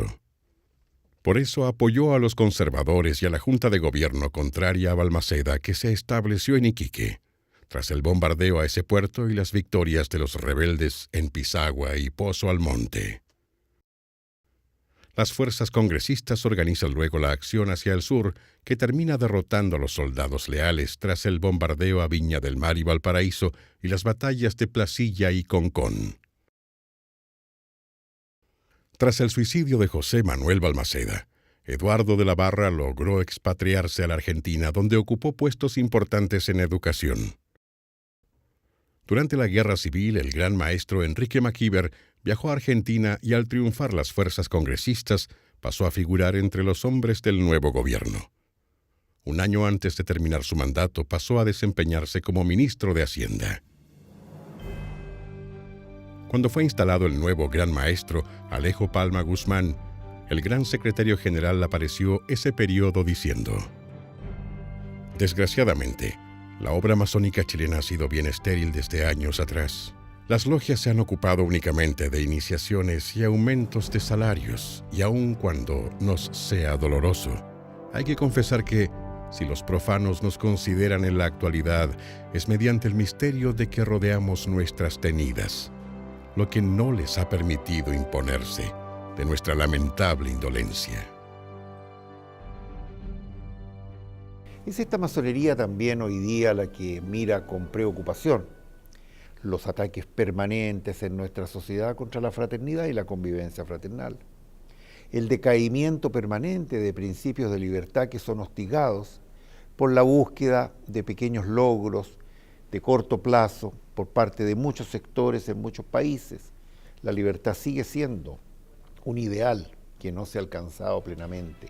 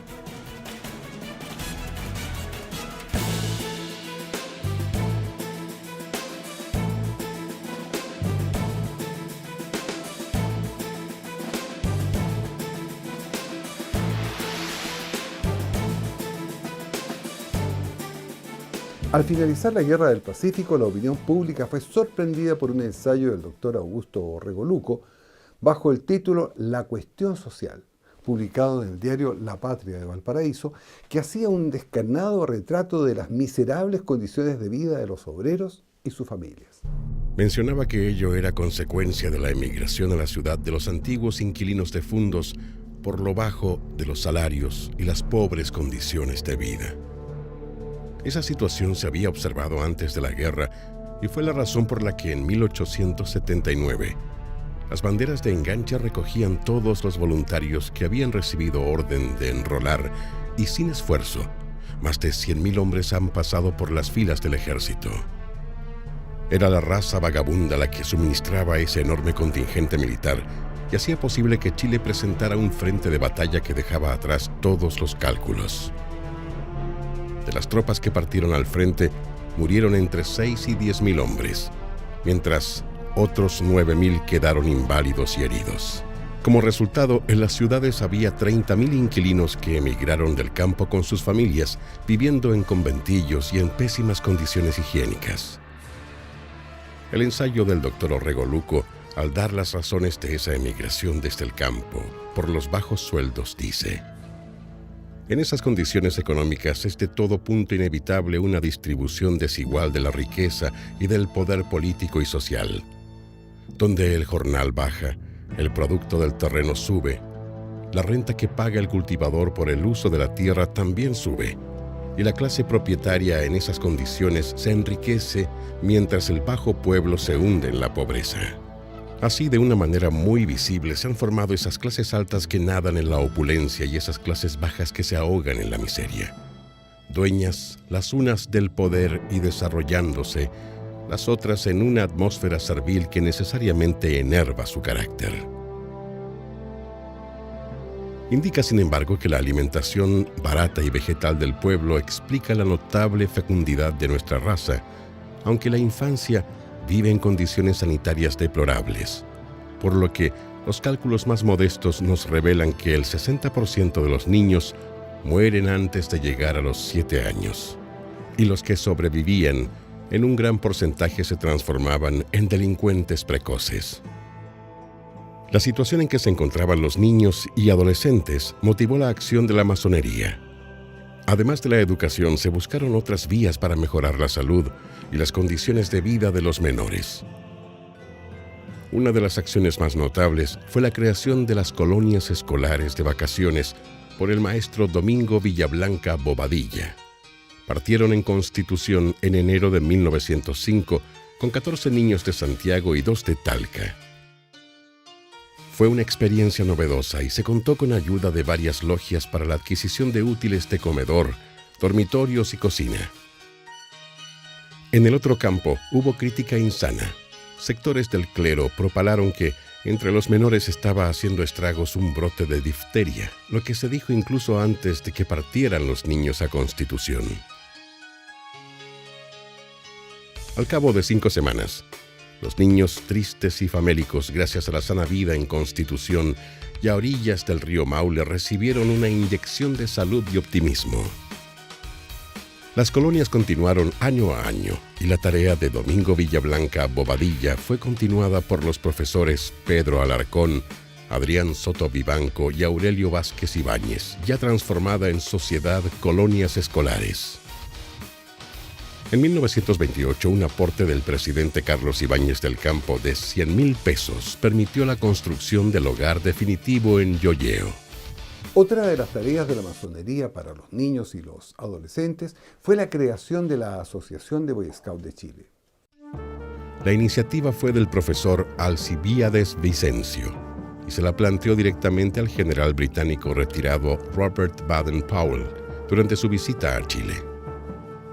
Coincidiendo con el aniversario del combate naval de Iquique, el 21 de mayo, alrededor de 300 jóvenes marcharon hasta el puente Los Morros, donde se fundó la asociación. Chile fue el segundo país, después de Inglaterra, en que se creó la organización en que niños y jóvenes, sin distinción de razas, credos ni ideologías, trabajan para construir una personalidad libre, tolerante y moralmente sana. A la simpatía de los masones, el clero, contrariamente, creyó ver una odiosa fórmula para apartar a los niños de la misa y la doctrina y normas católicas.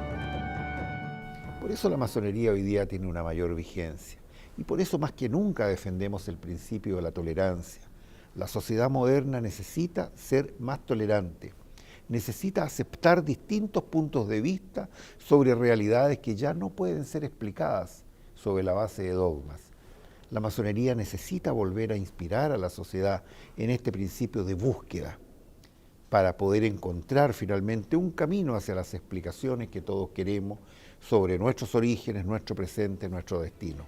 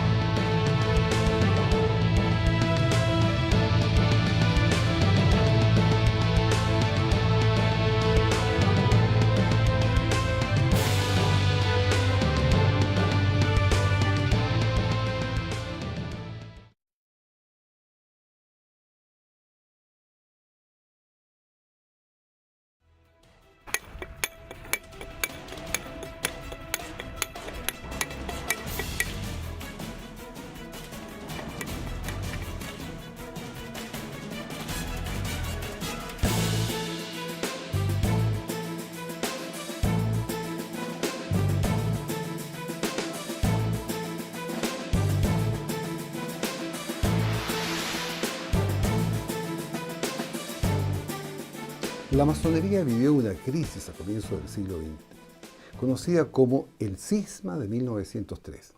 Esa discordia, sin embargo, venía gestándose desde las últimas décadas del siglo anterior y afloró por los efectos de las dos guerras, la del Salitre contra Perú y Bolivia y la guerra civil que derrocó al presidente Balmaceda. El primer conflicto fue negativo, porque muchos masones que se enrolaron en el ejército y la marina no regresaron y varias logias abatieron columnas. Además, los efectos en la economía causaron miserias y dificultades. Los tres países resultaron perdedores. Perú perdió Tarapacá con 58.000 kilómetros cuadrados. Bolivia perdió Antofagasta con 125.000 kilómetros cuadrados. Y Chile, si bien amplió su territorio en 180.000 kilómetros cuadrados por el norte, al final perdió 1 millón de kilómetros cuadrados al entregar la Patagonia a Argentina. Otras causas, entre varias, que incidieron en la crisis de la masonería fueron las disputas políticas entre masones con las candidaturas presidenciales de José Francisco Vergara y José Manuel Balmaceda, los propósitos de crear un gran Oriente Nacional pese a las recomendaciones adversas del Supremo Consejo de Inglaterra, la participación del gran maestro Enrique McKeever en la Guerra Civil del 91 por ser uno de los congresistas que pidió la destitución del presidente Balmaceda y unirse a las fuerzas que lo derrocaron. Al estallar la revolución viajó a Buenos Aires y participó en el intento de captura de la cañonera Pilcomayo, buque chileno que permaneció en Argentina durante la Guerra Civil. Después, Enrique McKeever viajó a Iquique, donde se unió a la fuerza de los congresistas que derrocaron a Balmaceda, tropas que tenían su propia bandera chilena, que tenía 2 estrellas más. Ya no era la solitaria. En la Guerra Civil murieron 6.000 chilenos en ambos bandos. Triunfaron la clase dirigente, los dueños de la fortuna, la aristocracia terrateniente, la oligarquía, los salitreros, los conservadores y el clero. Los salitreros, la mayoría británicos, eran encabezados por John Thomas North, más conocido como el Rey del Salitre, dueño además de los ferrocarriles que transportaban el producto a los puertos. Según el sacerdote Fidel Araneda Bravo, en su Historia de la Iglesia en Chile, dice que el pueblo, el obrero, el trabajador y el pobre en general ignoraban la revolución.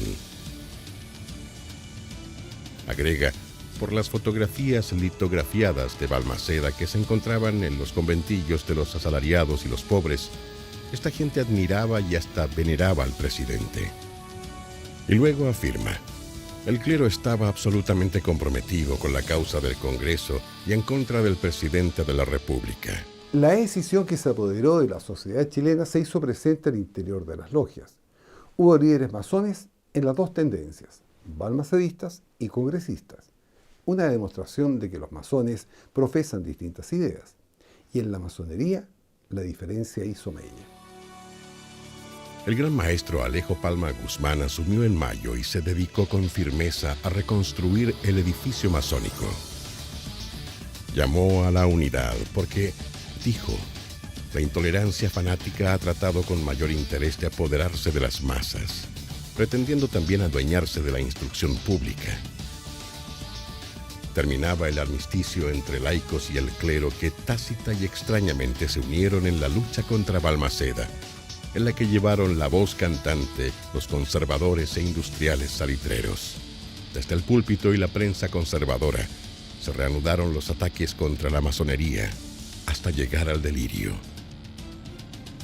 Y colmó los ánimos el último año del siglo con motivo de la muerte del hermano Guillermo Mata, parlamentario, político y poeta de nota.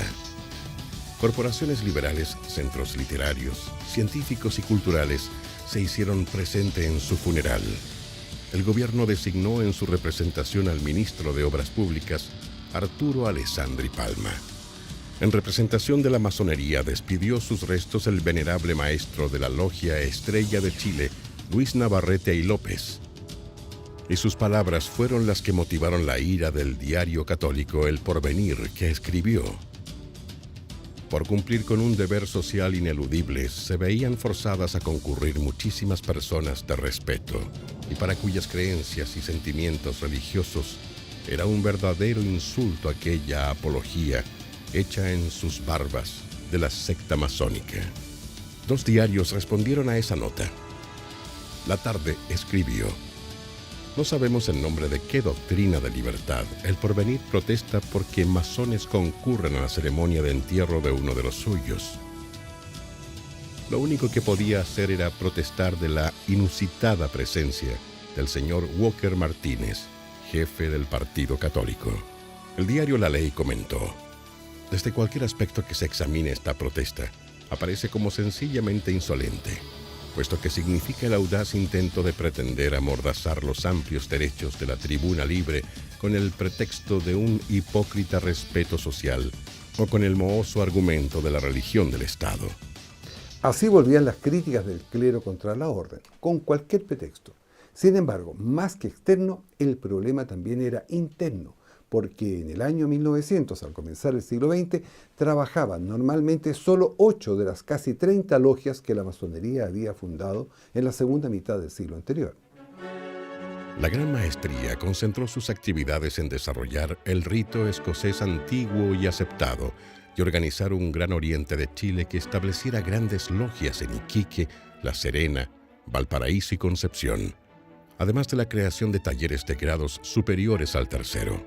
Actuó así porque el Supremo Consejo de la República Argentina había concedido la Carta Magna Constitutiva a un nuevo Supremo Consejo para Chile. Compuesto en su mayoría por masones de la Gran Logia de Chile, presidido por Eduardo de la Barra, quien había regresado al país después del destierro en Argentina y Uruguay durante la Guerra Civil.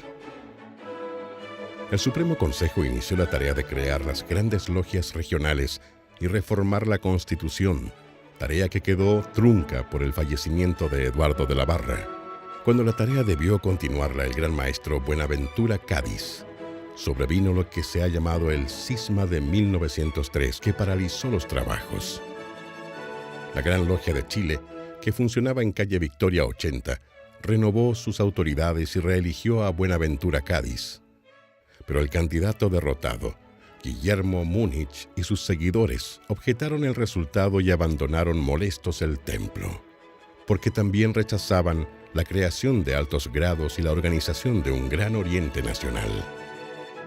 Luego, no hubo acuerdos y los disidentes o cismáticos crearon la Gran Logia Simbólica de Chile. Después tomaron el control del Club Central y clausuraron las secretarías de las logias que funcionaban allí. La Gran Logia de Chile acudió al club, eligió una nueva directiva que designó presidente al gran maestro Buenaventura Cádiz y tomaron el control de la sede. Los cismáticos recurrieron a la justicia y el litigio se prolongó hasta la Corte Suprema, hasta extinguirse. La Gran Logia Simbólica celebró varias asambleas hasta noviembre del año siguiente.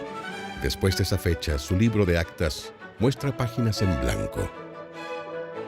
La Gran Logia superó las dificultades y continuó su tarea para lograr eso de que donde la masonería funciona correctamente, moraliza a sus adeptos y por acción refleja, lleva su influencia educativa al mundo exterior. Por eso la masonería hoy día enfrenta quizás retos mucho más importantes que antes, cuando la sociedad ve digregarse muchos de estos principios que han sido los pilares fundamentales del quehacer masónico a lo largo del tiempo y a lo largo de todos los territorios. La férrea voluntad del gran maestro Buenaventura Cádiz permitió superar la rebelión de los cismáticos que casi desaparecieron y tampoco obtuvieron el apoyo de ninguna logia para su organización simbólica. La Gran Logia, en cambio, continuó su tarea y a 3 años del cisma, los masones aumentaban su prestigio en la educación y administración pública. Sin embargo, pronto la vida de Valparaíso y de la orden serían muy alteradas. La zona central de Chile fue sacudida por un gran sismo que azotó principalmente a Valparaíso. Minutos después se desató el gran incendio por la explosión de las tuberías de gas del alumbrado público.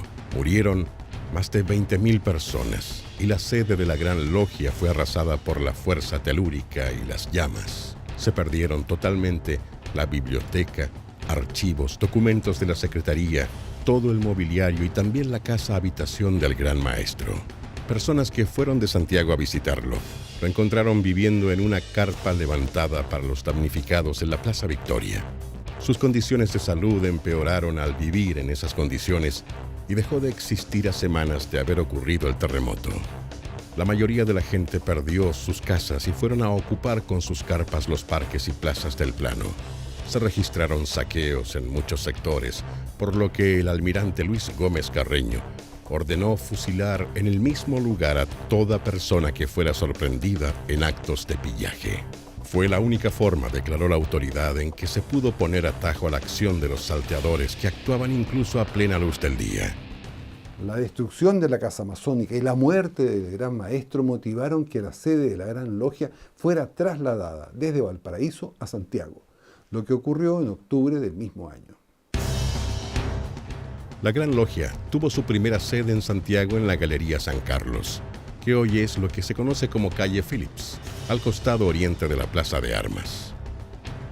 Tal como a finales del siglo anterior, en las 3 primeras décadas del siglo XX, los masones participaron en el movimiento mutualista y luego en las llamadas mancomunales, pues, en paralelo con el desarrollo industrial, surgen las reivindicaciones de los obreros y la lucha por mejores condiciones de vida.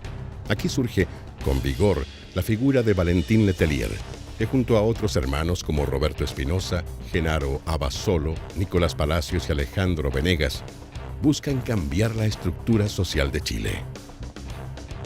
Alejandro Venegas, con el seudónimo del famoso Dr. Valdés Cangue, fue un crítico y reformador que con su libro Sinceridad, Chile íntimo, de 1910, mostró las injusticias y desigualdades sociales. La Convención Radical analizó las diferencias de clases sociales en Chile y se enfrentaron las dos posiciones, la individualista de Enrique Maquiver y la socialista, definida por un joven Armando Quesada Acharán y el maestro Valentín Letelier Madariaga, tesis que triunfó. Así el radicalismo entregó una declaración en que decía que era deber moral, obligación jurídica y obra de previsión política no abandonar a los desvalidos en la lucha por la vida, especialmente a los pobres que vivían del trabajo diario y que se debían dictar leyes y crear instituciones para mejorar su condición, hasta colocarlos en un pie de igualdad con las otras clases sociales. Era la época en que gobernaban conservadores y el clero. Los triunfadores de la guerra civil encabezada por la clase aristocrática, cuyos miembros ocuparon los cargos más importantes de la nación, era una notoria vuelta al mundo colonial, al duro control político e intransigencia clerical. Las clases medias y obrera, que se habían forjado ilusiones de cambios en su sistema de vida, comprobaron que no habría cambios. Vieron que los problemas sociales y educacionales se agravaban y quedaban abandonados a su suerte. Y así ocurrió en los sucesivos mandatos presidenciales desde el 91 hasta el año 20 del siglo XX, en que gobernaron Jorge Montt, Federico Errázuriz, Germán Riesco, Pedro Montt, Ramón Barros Luco y Juan Luis Sanfuentes. En ese mismo período, muchas ciudades del país fueron conmovidas por grandes movimientos sociales encabezados por la Federación Obrera de Chile. Muchos de los dirigentes eran iniciados masones como Carlos Alberto Martínez, Genaro Abasolo, Alejandro Escobar Carballo y Augusto Pinto. Los sectores de la clase media vinculados a la lucha obrera son liderados por miembros de logias masónicas. Muchos de esos movimientos culminan en estallidos sociales que son reprimidos violentamente. En ese periodo ocurren grandes huelgas que terminan en forma sangrienta. Las protestas son motivadas por las condiciones infrahumanas en que vivían grandes masas trabajadoras. Pese a la represión, la evolución social aumenta y culmina en 1920, con la elección de un masón como presidente de la República, Arturo Alessandri Palma, el orador que deleita a la chusma inconsciente y que es el león de Tarapacá, el primero en lanzar un jingle de propaganda política con la melodía del Cielito Lindo. Fue una sorprendente y exitosa experiencia y uno de los factores que influyeron para que el león de Tarapacá triunfara en las elecciones. Ese es nuestro gran reto. No hacer más de lo mismo, mejorar en lo que estamos haciendo, mejorar permanentemente en nuestra formación, mejorar en nuestros procesos de selección, mejorar en nuestra proyección hacia la sociedad externa, mejorar permanentemente todo aquello que tenga que ver con esta vieja y querida institución, pero que significa también ese mundo que anhelamos construir, en el cual anhelamos participar y en el cual libertad, igualdad y fraternidad sigan siendo pilares sustantivos de la lucha que hemos sostenido por siglos.